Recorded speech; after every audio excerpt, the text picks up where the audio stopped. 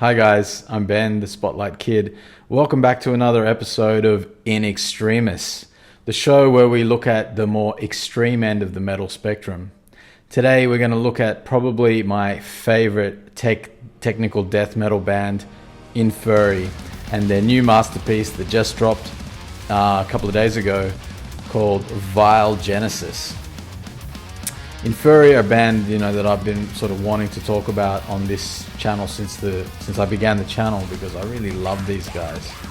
Inferi never produced a bad album, and while the first two albums are good, and they're really good, they really hit their stride and have been on an absolute hot streak of amazing albums ever since the stellar 2014 masterpiece, The Path of Apotheosis, which is an all-time favorite album of mine, actually. And subsequent releases like Revenant from 2018, the re-recorded second album, End of an Era / Rebirth from 2019, as well as last year's EP of Sunless Realms, have all kept the bar extremely high. In tech death circles, Facebook groups and such, Inferi has built up a worldwide reputation of excellence that is both well earned and well deserved, really. For those unfamiliar with the band, they sort of fit in well with bands like Obscura, Gorod, Augury, Shadow of Intent, Rivers of Nile, and Arcspire, among others. Actually, many of those that I just mentioned, they've also toured with, by the way. So, hailing from Nashville, Tennessee, Inferi have had, a fair few lineup changes over the years. But from 2019's Rebirth album, this sort of new lineup was really solidified. You've got Malcolm Pugh, who is the founding member and main driving force, sort of providing both compositional weight and fantastic guitar playing that really resonates with me, actually. His lines are always so classy and melodic, and also pure tech mastery. I actually included him in my honorable mentions in my top 10 favorite guitarist video, so go check that out as well.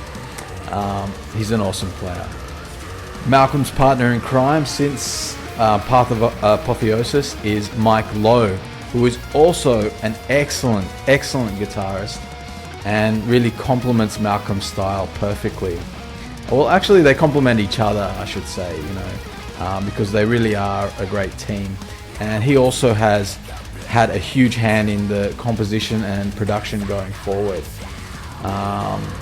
Actually, this lineup of the band, from what I can tell, seems to they all get credited for being involved in the songwriting process these days, in the compositions.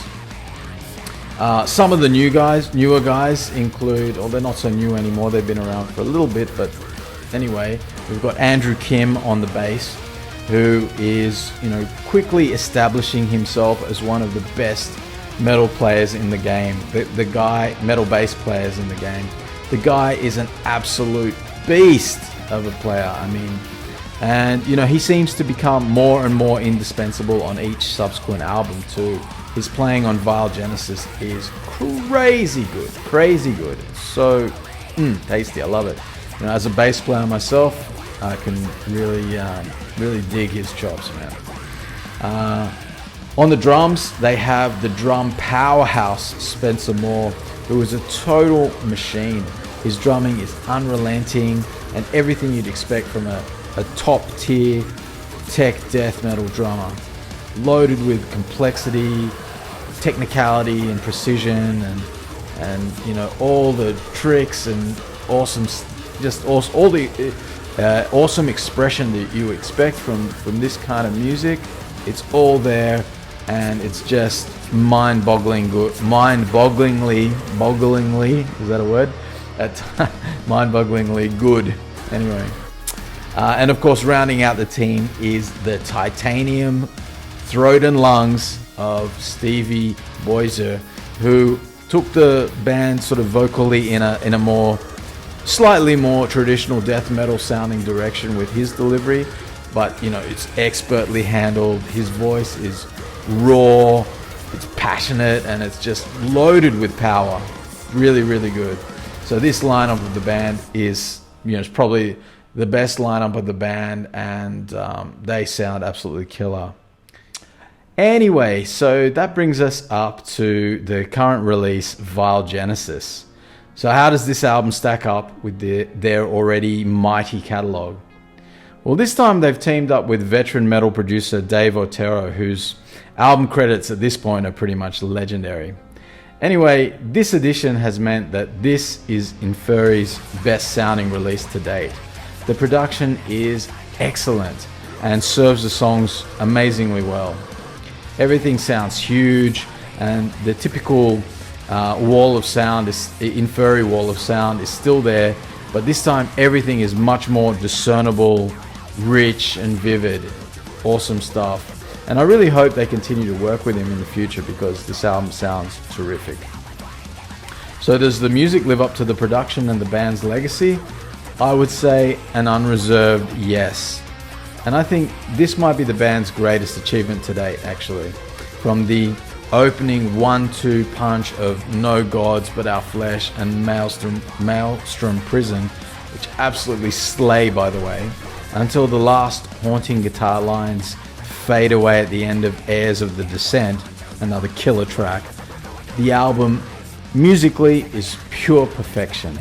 You know, there are zero weak spots here. Every track is a wild ride of crazy riffs, unrelenting progression, and totally pulverizing performances from all the guys. All laced with fantastic orchestral passages in the background, and including the trademark melodic guitar lines and soloing from Malcolm and Mike, as well as some super tasty bass solo runs as well from Andrew. The guitar runs in Simeon Hive, for example, are electrifying, blistering shred, but totally melodic. And that's just one example, one song. You can really pick any song on this album, and you're guaranteed to get amazing riffs, killer solos, epic orchestral arrangements and guitar lines, as well as a totally brutal assault on the senses. On top of everything else, I like that this album is a little shorter than previous releases, being around 45 minutes in length. Like I've mentioned before, I much prefer shorter albums generally, and especially with tech death. Hit hard and fast and get out, leaving us wanting more. It's much better than overstaying your welcome. Anyway, you know, I need a little more time with the album to say for sure, but so far I think it's probably going to replace Path of Apotheosis as my favorite Inferi album. Just simply for the fact that, like I mentioned, the runtime, I wish I love, you know, here's the thing, I love every track on Path of Apotheosis, but it's too long. When I listen to that album, I get a bit fatigued with it. I usually listen to it in two parts. You know, I'll listen to like the first half of the album, and then on another occasion, when I put it on again, I'll start it from halfway through the album.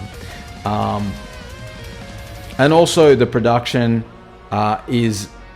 I love the production on Path of Apotheosis, actually. I like it better than the albums that came after it. But the production on Vile Genesis is better. And for those reasons, I think it might get nudged off the top spot.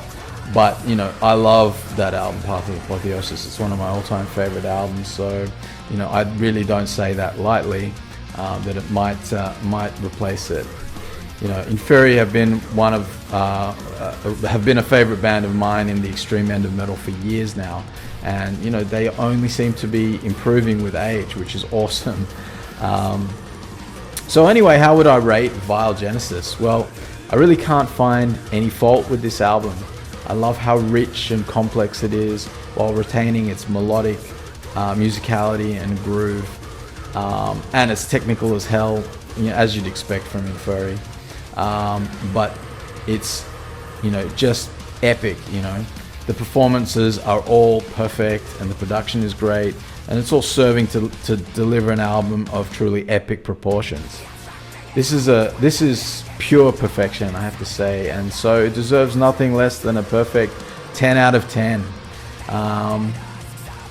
And you know, I because you know it is a new album, and sometimes I'm hesitant to give albums that I haven't been with for a very long time such a high score.